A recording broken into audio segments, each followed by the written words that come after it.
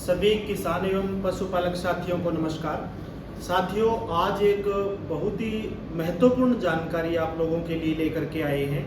जो विषय national live stock mission scheme के अंदर आज तक हर कहीं पे भी छूटता गया है, क्योंकि national live stock mission scheme में खास करके भेड़ बकरी पालन पे या पिग फार्मिंग पे या पोल्ट्री फार्मिंग पे सभी एक्सपर्ट्स का रुझान ज़्यादा रहा है और सभी ने इन विषयों पे तमाम जानकारियां लेकर के आई हैं। जबकि जो इसमें एक विषय छूट रहा था साइलेज बनाने का, यानी जो साइलेज मेकिंग प्रोसेस है, उस पे आज तक नेशनल लाइव स्टॉक मिशन की कोई ऑथेंटिक गाइडलाइन किसी के पास नहीं है, किसी के पास कोई ऑथेंटिक जानकारी आप साथियों तक नहीं पहुंची है। तो हमने इस विषय को कवर करने के लिए आज आप सबके साथ में एक मुख्य एक्सपर्ट के रूप में डॉक्टर अमित जी को लेकर के आए हैं, जो ग्रीन फोडर पे जिनकी कमांड है, ग्रीन फोडर पे जिन्होंने पिछले 15 वर्षों से कार्य किया है और खास करके साइलेज बनाने की विधि पे भी, प्रोसेस पे भी, और पूरा एनएलएम के अंदर साइलेज बनाने का जो प्रोजेक्ट है इसको भी इन्होंने खूब अच्छी तरह से देखा है। तो अपन डॉक्टर अमित जी से जानते हैं कि साइलेज बनाने की एनएलएम स्कीम किस तरह से है और आप सभी पशुपालकों को, आप सभी किसान साथियों को इस स्कीम का फायदा है वो किस तरह से मिल सकता है। तो डॉक्टर साहब नमस्कार। नमस्कार शंकर जी। सर, ये जो national live stock mission scheme में साइलेज प्रोसेसिंग पे जो एक यूनिट का गवर्नमेंट ने सब्सिडी पे और अनुदान देने का घोषणा कर रखी है, जैसे भेड़ बकरी पालन पे अन्य स्कीमें हैं, उसी तरह से साइलेज के अंदर भी है। तो साइलेज की स्कीम किस तरह से है सर, और इसके अंदर क्या क्या रहता है, इसके बारे में एक थोड़ा बेसिक जानकारी अपने सभी दर्शकों के साथ आप साझा कीजिए सर। जी नमस्कार सभी किसान भाइयों को। जैसा कि शंकर जी ने बताया, जो आज का जो विषय है साइलेज पे, तो जैसे हरे चारे की अगर अपने बात करें पूरे भारत में, तो भारत में हरे चारे की काफ़ी कमी है। 70% तक की डेफिशिएंसी चल रही है और आने वाले सालों में धीरे धीरे ये बढ़ती जा रही है।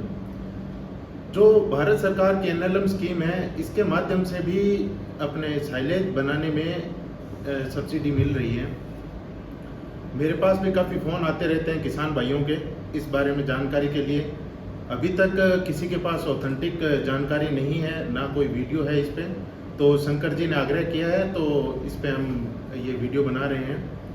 तो जो ये सबसे पहले तो मैं किसान भाइयों से बताना चाहूँगा कि साइलेज होता क्या है। साइलेज जैसे कि अपने घर में अचार बनाते हैं, उसी तरह ये पशुओं का अचार के रूप में जाना जाता है। और साइलेज बनाने के लिए जो हरा चारा होता है उसको उपयुक्त मॉइस्चर के ऊपर, नमी के ऊपर संरक्षित करने को ही, बिना हवा के रूप में संरक्षित करना ही साइलेज बनाना है। और अगर इसको अच्छे रूप से अगर बना सकते हैं तो अपने जब ऑफ सीजन रहता है, जिस समय हरा चारा उत्पादन नहीं होता है, तो उस समय इसको अपने काम में ले सकते हैं। यानी साथियों, जैसा कि आपने सर से सुना कि साइलेज हरे चारे को हरी अवस्था में काट करके और उसे संग्रहित करके रखा जाता है, जिसे साइलेज कहते हैं। जैसे अपन अचार काम में लेते हैं, उसी तरह से पशुओं का अचार साइलेज को बोला जाता है। तो इसकी कंप्लीट विधि किस तरह से है, कैसे साइलेज बनाया जा सकता है, छोटा किसान चाहे एनएलएम स्कीम में कोई फायदा लेना चाहे या नहीं लेना चाहे, तो भी किस तरह से साइलेज बना सकता है अपने घरेलू स्तर पे, तो इसके बारे में डॉक्टर साहब अपने को कंप्लीट में एक जानकारी यहाँ पे स्लाइड के माध्यम से दे रहे हैं। आप इसे कंटिन्यू रखें और आगे अपन जो इस स्कीम पे पूरी विस्तृत चर्चा इस प्रेजेंटेशन के बाद करेंगे। जी सर। जी धन्यवाद शंकर जी। किसान भाइयों, एनएलएम स्कीम के अंदर अपने साइलेज बना सकते हैं, सब्सिडी ले सकते हैं, पर सबसे पहले किसान भाइयों को जानना होगा कि साइलेज होता क्या है।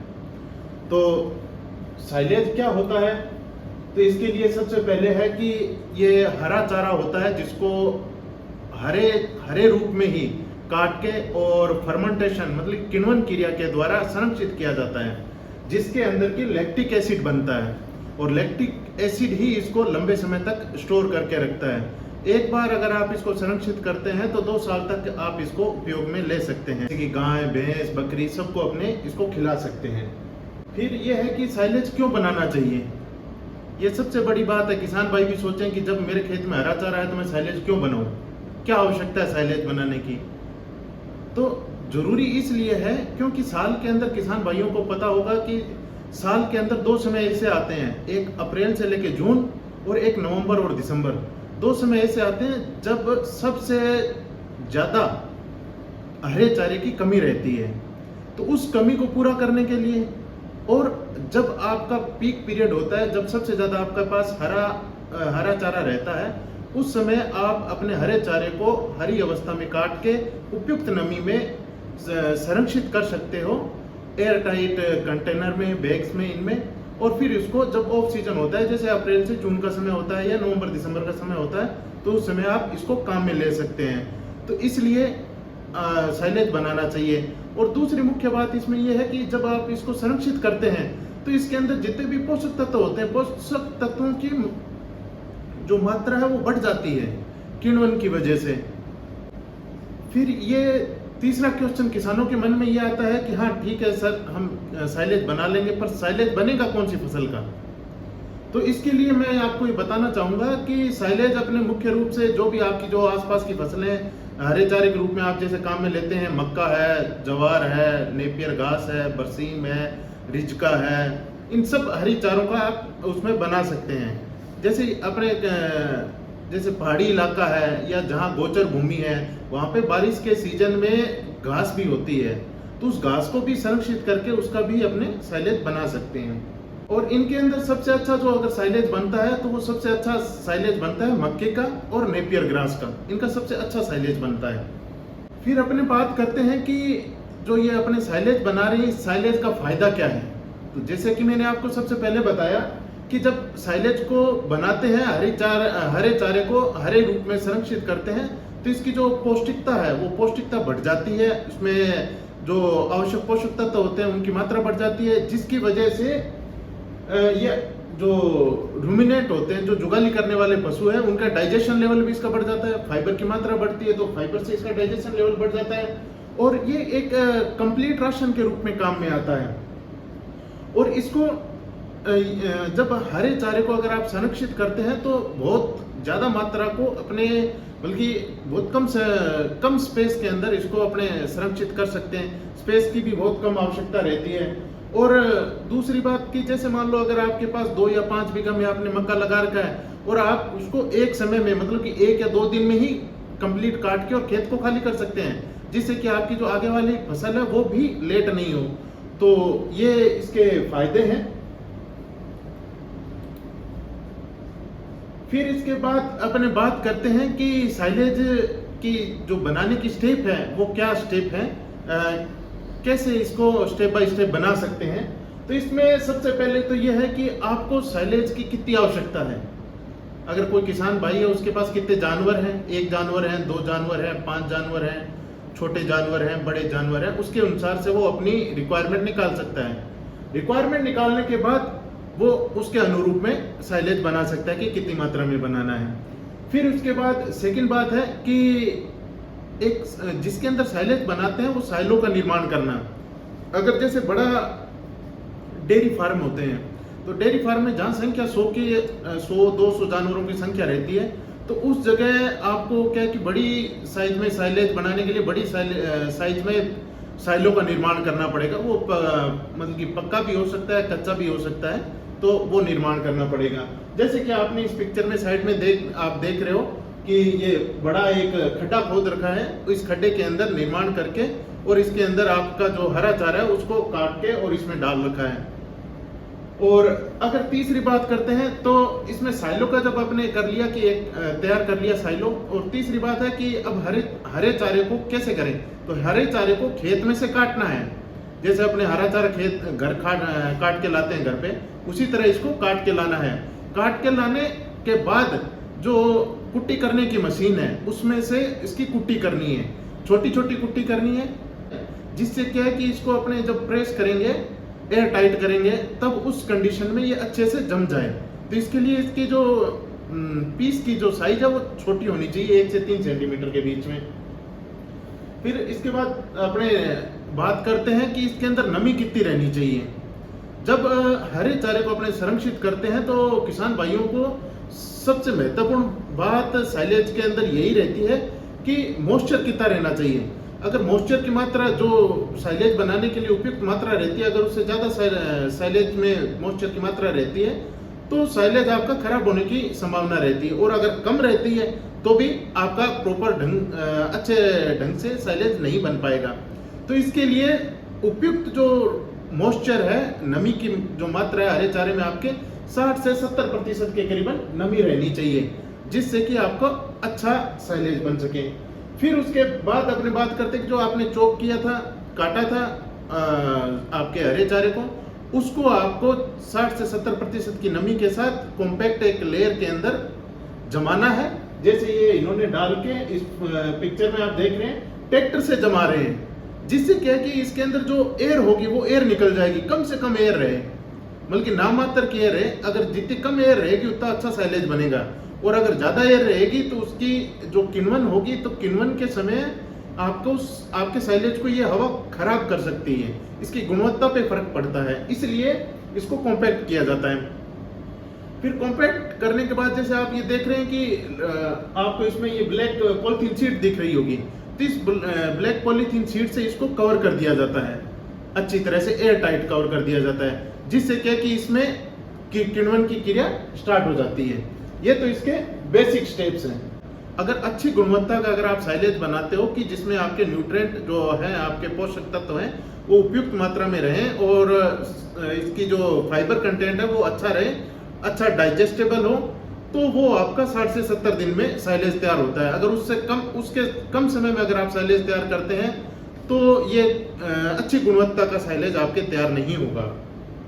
फिर इसकी बात करते हैं हार्वेस्टिंग की, कि जब फसल का सिलेक्शन हो गया, फसल के सिलेक्शन के बाद अब इसको कब हार्वेस्ट करना चाहिए साइलेज के लिए। तो जो ये मक्के की फसल है, तो उसको जब इसके अंदर जो भुट्टे बनने की जो अवस्था है, दूधी अवस्था है, जहाँ छोटे छोटे भुट्टे बनने लग जाते हैं और दूधी अवस्था में होते हैं, उनके अगर आप छील के भुट्टे को छील के देखेंगे तो उसके अंदर व्हाइट कलर के दाने दिखेंगे आपको। वो अवस्था सबसे उपयुक्त अवस्था रहती है, उसमें सबसे ज्यादा न्यूट्रिएंट की मात्रा रहती है, और जो मॉइस्चर की जो मात्रा आपको जो बताते हैं वो उपयुक्त मात्रा उस समय मॉइस्चर की रहती है, जिससे कि साइलेज अच्छा बनता है। फिर क्वालिटी कंट्रोल की बात करते हैं कि क्वालिटी की सबसे अहम बात इसमें यह रहती है कि अगर आपका मॉइस्चर उपयुक्त मॉइस्चर पे अगर आप इसको नहीं बनाते हैं तो इसके अंदर क्वालिटी की प्रॉब्लम्स आएंगी, और क्वालिटी को इम्प्रूव भी किया जा सकता है। इसके लिए अगर आप इसका उपयुक्त पीएच और अम्लता सही रहे इसके अंदर, तो आपको अच्छी क्वालिटी का साइलेज आपको मिल सकता है। जैसे कि साइलेज चॉपर है, जिसको अपने कुट्टी काटने मशीन कहते हैं। घरों में नॉर्मल एक छोटी साइज की कुट्टी काटने की मशीन रहती है, जिसकी कैपेसिटी कम रहती है। ये चॉपर्स हैं, ये बड़े चॉपर्स हैं, इनको आप मतलब 1 घंटे के अंदर 20, 30, 50 क्विंटल तक की कैपेसिटी के, 100 क्विंटल की कैपेसिटी के ये चॉपर्स आते हैं। इन चॉपर्स की कीमत की अगर अपने बात करें तो इनकी कीमत लगभग 40,000 से शुरू होती है और लगभग 1.5 से 2 लाख रुपए के बीच में आती है, अगर आप बड़े बिजनेस के रूप में इसको काम में लेना चाहते हैं तो। फिर इसके बाद है ग्राइंडर और साइलेज पैकिंग मशीन।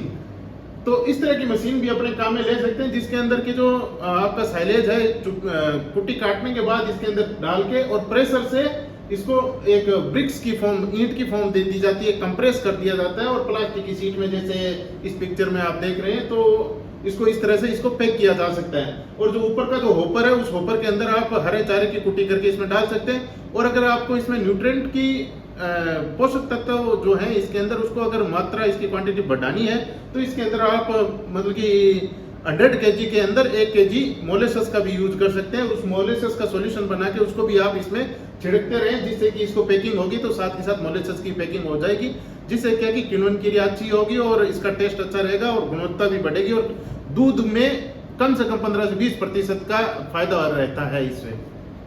फिर इसके अंदर बात करते हैं नॉलेज और एक्सपर्टीज की। तो इसके अंदर क्या है कि किसानों को तो बहुत कम नॉलेज है, काफी जगह किसान बहुत अच्छा भी काम कर रहे हैं, और जैसे कि यूट्यूब है और इनके ऊपर भी बहुत कम वीडियो आपको मिलेंगे कि जो कि साइलेज के बारे में आपको अच्छी तरह से बता सकें कि किस तरह से साइलेज, अच्छी गुणवत्ता का साइलेज बनता है। तो इसके लिए आप अपने जो आसपास के जो आपके एक्सपर्ट हैं उनसे संपर्क कर सकते हैं, या शंकर जी के माध्यम से हमसे भी संपर्क कर सकते हैं, इस वीडियो के माध्यम से भी संपर्क कर सकते हैं। और इस वीडियो में वैसे तो कंप्लीट जानकारी मिल गई है, फिर भी अगर कोई किसान भाई को कोई जानकारी लेनी है तो भी आप ले सकते हैं। फिर इसके बाद लास्ट में सबसे इम्पोर्टेंट बात है वो अब आई है कि फाइनेंशियल की कैसे कर सकते हैं। जो किसान जो समर्थ किसान है, जिनके पास खुद का धन है तो वो कर सकते हैं, जिनके पास अपनी सेविंग है वो कर सकते हैं। उसके अलावा जिनके पास पैसा नहीं है तो वो बैंक से लोन ले सकते हैं और NLM स्कीम के अंदर भी वो अप्लाई कर सकते हैं, वहां से भी उनको सब्सिडी मिल जाती है। तो अब फाइनेंस की जब बात आती है तो अब अपना जो साइलेज का मेन मुद्दा था, शंकर जी जो अपना मेन मुद्दा था जो आप बात कर रहे थे, वो अब मेन मुद्दा अब स्टार्ट होता है यहाँ पे कि NLM स्कीम में अपने साइलेज कैसे कर सकते हैं। तो ये जो नीचे आप गाइडलाइन देख रहे हैं 3.2.2, ये जो रिवाइज्ड गाइडलाइन आई है NLM की, उसमें से मैंने एज इट इज उठाया इसको। इसके अंदर आपको देख सकते हैं कि सब मिशन है फीड एंड फॉडर डेवलपमेंट, उसके अंदर आप साइलेज बना सकते हैं। साइलेज भी नहीं बना सकते, साइलेज के अलावा फॉडर सीड चेन भी कर सकते हैं, सर्टिफाइड फॉडर सीड जो अपने जो चारे हैं, चारे के बीज का भी अपने अगर प्रोडक्शन करना चाहें तो वो भी कर सकते हैं। उसके अलावा आप फॉडर ब्लॉक, मतलब कि इनके जो ब्लॉक्स होते हैं ये भी बना के वो भी बेच सकते हैं। और लास्ट में ये देखो आप oblique silage making unit, silage भी बना सकते हैं आप NLM स्कीम में और इसकी भी यूनिट स्टार्ट कर सकते हैं। फिर इसके मुख्य विशेषताएं इसकी क्या हैं, इस NLM स्कीम के अंदर साइलेज बनाने की जो है उसके अंदर मुख्य विशेषताएं क्या है। इसके अंदर जो अपने जब बात करते हैं तो इसके लिए कौन एलिजिबल है, सबसे पहले तो वो किसान जिनके पास अपनी 2000 स्क्वायर फीट का एरिया जिनके पास है वो एलिजिबल है इसके लिए। अगर इनका खुद का अगर एरिया नहीं है तो वो लीज पे भी ले सकते हैं। लीज पे लेकर के भी किसान कर सकते हैं। हाँ, लीज पे लेकर भी किसान कर सकते हैं। फिर इसके अंदर है कि आप खुद भी कर सकते हैं, सेल्फ हेल्प ग्रुप जो किसानों के गांव में बने रहते हैं वो भी कर सकते हैं, FPO के माध्यम से भी कर सकते हैं और डेयरी कोऑपरेटिव के माध्यम से भी कर सकते हैं, जो छोटी छोटी सोसाइटियां बनी है उनके माध्यम से भी कर सकते हैं, और किसान खुद का स्वयं का भी इस योजना के माध्यम से कर सकता है। और इसके अंदर आपने ऊपर लिखा होगा 4th लाइन के अंदर देख रहे हैं आप, 50% तक की कैपिटल में सब्सिडी मिलेगी आपको, 50% तक की। और इसके अंदर मैक्सिमम 50% और टोटल कॉस्ट जो आपकी प्रोजेक्ट की होगी उसका 50% और मैक्सिमम है 50 लाख रुपए तक की। बल्कि अगर आपका प्रोजेक्ट 1 करोड़ रुपए का है तो आपको मैक्सिमम 50 लाख तक की छूट मिल सकती है, और आपका प्रोजेक्ट 20 लाख का है तो मैक्सिमम उसकी 50% कैपिटल का 50%, बल्कि 10 लाख तक की आपको उसमें सब्सिडी मिल सकती है। तो इसके लिए आप एनिमल हस्बेंड्री डिपार्टमेंट है उनके माध्यम से NLM स्कीम के अंदर आप जो चारे की खेती करते हैं जो किसान, वो एक इसके ऊपर जिसको अनुभव है वो भी इसको कर सकता है। ट्रेनिंग के माध्यम से 7 दिन की या 10 दिन की ट्रेनिंग हमारे साथ भी ले सकता है, कहीं और भी ले सकता है, और वहां ट्रेनिंग लेने के बाद वो अपना स्वयं का व्यवसाय स्टार्ट कर सकता है। इसके अंदर कई स्कीम्स ऐसी होती हैं जिनके अंदर आपके पास पैसा नहीं है तो बैंक से लोन लेके भी कर सकते हैं। अप्लाई करें, डायरेक्ट उसके खाते में सब्सिडी आएगी, कहीं जाने की आवश्यकता नहीं है, डायरेक्ट उसके खाते में आएगी। सब्सिडी की जो क्वांटिटी है वो मतलब जो इंस्टॉलमेंट है वो 2 इंस्टॉलमेंट रहेगी इसकी, जो भी आपकी है 25% पहले आएगी सब्सिडी, 25% बाद में आएगी, टोटल 50% आपको सब्सिडी मिल रही है। तो जो जब आपका 50% काम, आपका जो प्रोजेक्ट का 50% काम हो जाएगा तब आपको 25% की पहली इंस्टॉलमेंट रिलीज कर दी जाएगी, और जब आपका बाकी बचा हुआ 50% काम कंप्लीट हो जाएगा तो सेकंड इंस्टॉलमेंट में आपकी 25% की जो बची हुई सब्सिडी है वो आपको रिलीज कर दी जाएगी। यानी सब्सिडी जो कोई ग्रुप में करता है, इंडिविजुअल करता है, या कोई कैटेगरी का या इस तरह का किसी भी तरह का, इसमें कोई बंधन नहीं है। कोई बंधन नहीं है, कहीं भी कभी भी कैसे भी कर सकते हैं। यानी महिला पुरुष या किसी भी कैटेगरी से कोई किसान आता है, या आप ग्रुप में करते हो या आप अकेले में करते हो, तो सभी तरह की कंडीशन में 50% सब्सिडी यहाँ पे रखी गई है। क्योंकि ये बहुत बार काफ़ी साथियों की क्वेरीज आती है कि सर यदि महिला के नाम से करवाना चाहते हैं तो सब्सिडी ज़्यादा रहेगी क्या, या मैं फिजिकल हैंडीकैप्ड हूँ तो मैं करूँ तो मेरे सब्सिडी ज़्यादा रहेगी क्या। इस तरह का इसमें कुछ भी नहीं है, सबके लिए इक्वल सब्सिडी का प्रावधान इसके अंदर रखा गया है, 50% सब्सिडी। तो कोई भी साथी यदि करता है तो सबके लिए ये सब्सिडी का अमाउंट सेम रहेगा। जी सर। तो फिर अपने जब बात करते हैं तो ये जो एनेक्जर मैंने यहाँ डाला है वो उसी गाइडलाइन से ही लिया मैंने, कि किसानों को ये मतलब कि कोई कंफ्यूजन नहीं हो कि ये अपनी तरफ से तो नहीं बता रहे, नहीं, ये रिवाइज गाइडलाइन है भारत सरकार की, नेशनल लाइव स्टॉक मिशन की, उसी गाइडलाइन से मैंने ये लिया है। जिसमें आप देखो अगर आप इसकी प्रोडक्शन यूनिट लगाना चाहते हैं तो 2000 से 2400 मतलब मेट्रिक टन एमटी का आपके कैपेसिटी का लगा सकते हैं। इस कैपेसिटी ये पर एनएम की है, मतलब एक साल के अंदर आपको इतना प्रोडक्शन करना है। अगर इस तरह से अगर देखते हैं तो ये बहुत ज्यादा कैपेसिटी लगती है, पर अगर इसको डिवाइड करके शंकर जी अगर पर डे के अगर देखा जाए तो इसका आता है 40 क्विंटल पर डे, यानी 40 क्विंटल आपको एक दिन में साइलेज तैयार करना है। हाँ जी सर। साइलेज के लिए अगर आप 40 क्विंटल करते हैं लगभग, तो ये आप पूरी इसकी जो क्षमता है उस क्षमता का पूरा आप उत्पादन पूरे साल भर में कर सकते हैं। तो इसके लिए सबसे पहले सरकार क्या देती है कि आपको गोडाउन और शेड बनाने के लिए उसमें पैसा रहेगा प्रोजेक्ट के अंदर, जिसमें आपको गवर्नमेंट सब्सिडी देगी। तो कंस्ट्रक्शन शेड और गोडाउन के लिए आपके पास 2000 स्क्वायर फीट एरिया होना चाहिए, या तो लीज पे लिया हुआ या खुद का। उसके ऊपर आपको 200 रुपए प्रति स्क्वायर फीट के हिसाब से आपको पेमेंट मिलेगी। मोटा मोटा देखा जाए तो 4 लाख रुपए बनते हैं, मतलब कि कम से कम है ये 2000। अगर आप जैसे मान लो 1 करोड़ की अगर आपका प्रोजेक्ट बना रहे हैं, बहुत बड़े स्तर पे बना रहे हैं, तो गोडाउन भी बड़ा बनेगा, तो उसमें आपकी ये जो प्रोजेक्ट की जो कॉस्ट है ये भी बढ़ेगी, और जो ये 200 रुपए स्क्वायर फीट जो आपको सब्सिडी मिल रही है ये भी मिलेगी। तो 200 स्क्वायर फीट के हिसाब से आपको मतलब प्रोजेक्ट के अंदर इसका पैसा जो प्रोजेक्ट बनाएंगे उसमें 200 स्क्वायर फीट के हिसाब से पैसा डालना है। फिर सेकंड है बॉइलिंग यूनिट। बॉइलिंग यूनिट जो मैंने आपको पहले बताई थी, जो एक बेल बनाते हैं, बेल बनाने के बाद उसको रेप करते हैं, वो 10 लाख की जो मैंने आपको बताया था, वो एक मशीन कम से कम एक अगर आप बनाते हैं तो उसको ले सकते हैं। थर्ड है हार्वेस्टर, चारा काटने के लिए हार्वेस्टर ले सकते हैं एक। फिर पावर ऑपरेटेड चाफ कटर, जो मैंने आपको कुट्टी काटने की मशीन बताई थी, वो ले सकते हैं। थर्ड है इसकी इंस्टॉलेशन की मशीनरी की इसकी कॉस्ट। फिर उसके बाद है जो जहां आप स्टोर करोगे उसके लिए अलग से स्टोरेज का है, तो वो इसी साइज का अगर बनाते हैं 60 × 50 × 20, तो आपको 200 स्क्वायर फीट का रेट मिलेगा। और इसके अंदर ट्रैक्टर और ट्रॉली भी आप खरीद सकते हैं, उसका भी आपको इसमें पैसा मिलेगा। तो ये आपकी एनएलएम स्कीम थी साइलेज के लिए, कि साइलेज अगर बनाते हैं तो एनएलएम में कैसे कर सकते हैं। तो शंकर जी ये जानकारी थी साइलेज की एनएलएम के माध्यम से। तो आपका इस बहुत ही महत्वपूर्ण जानकारी के लिए बहुत बहुत धन्यवाद सर। और मैं आप सभी साथियों को एक ब्रीफ में दोबारा से यदि मोटा मोटी बात करूं तो यानी साइलेज हरे चारे को हरी अवस्था में काट करके और आप अपने पशुओं के लिए स्टोर कर सकते हैं, और उसे आप तब काम में ले सकते हैं जब आपके पास में हरे चारे की कमी होती है। और एक इसमें बीच में डिस्कशन में एक छूट भी गया था, मैं आपको बताना भी चाहूँगा कि आज के समय में साइलेज की यदि अपन रेट की बात करते हैं, अमाउंट प्राइस की बात करते हैं, तो हरियाणा, पंजाब, गुजरात, महाराष्ट्र, मध्य प्रदेश सब जगह साइलेज का बहुत ही शानदार क्रेज है। पर्टिकुलरली काम साइलेज पे सबसे ज्यादा पंजाब में होता है। तो 8 से 9 रुपए पर केजी तक इसका रेट है वो मार्केट में चल रहा है। तो आप लोग यदि इतना बल्क में काम करते हैं, बड़े लेवल पे अपना स्टार्टअप करते हैं, तो अच्छा एक बिजनेस मॉड्यूल आप इसे तैयार कर सकते हैं। और इसके अंदर सर मेरे ख्याल से इसमें 50% तक साइलेज बनाने की प्रोसेस में बचत है, क्योंकि एक आपने फोडर लगा दिया, चारा लगा दिया, या चारा आप मार्केट से 1 रुपये 2 रुपये के हिसाब से आप परचेज भी कर सकते हैं। इजीली चारा अवेलेबल हो जाता है, और अपनी मैन्युफैक्चरिंग यूनिट आपकी आगे है बनाने की, तो आप इसमें अच्छा बेनिफिट है वो प्राप्त कर सकते हैं।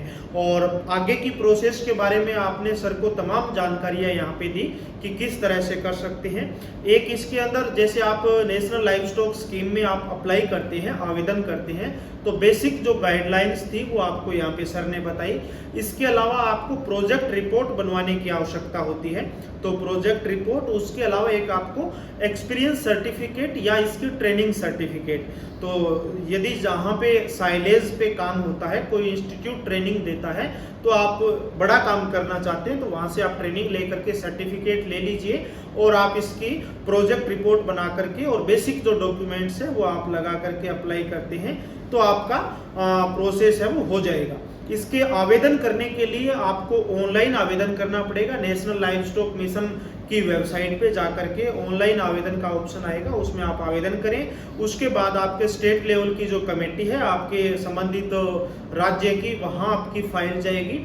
वहाँ से अप्रूव होने के बाद में सेंट्रल लेवल की जो कमेटी है वहाँ जा करके वहाँ से अप्रूव होगी, फिर आपकी बैंक के अंदर आती है और इस तरह का आपका प्रोसेस रहता है, तो जिसमें 4 से 5 महीने तक का टाइम भी लग सकता है। यदि आपके तमाम डॉक्यूमेंट कंप्लीट है, आपने अच्छे तरीके से फॉर्म को अप्लाई किया, तो हो सकता है आपका काम और भी जल्दी हो सकता है।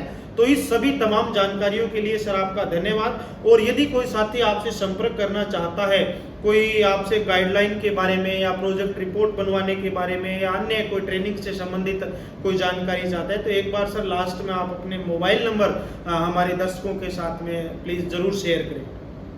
तो जैसे अगर कोई किसान भाई साइलेज के बारे में कोई जानकारी लेना चाहता है या साइलेज के अतिरिक्त भी एनएलएम स्कीम से जानकारी लेना चाहता है या इसके अलावा भी अगर कोई और जानकारी कृषि से संबंधित अगर जानकारी लेना चाहता है, तो इसके लिए हमारी खुद की वेबसाइट है www.greenyorigin.com।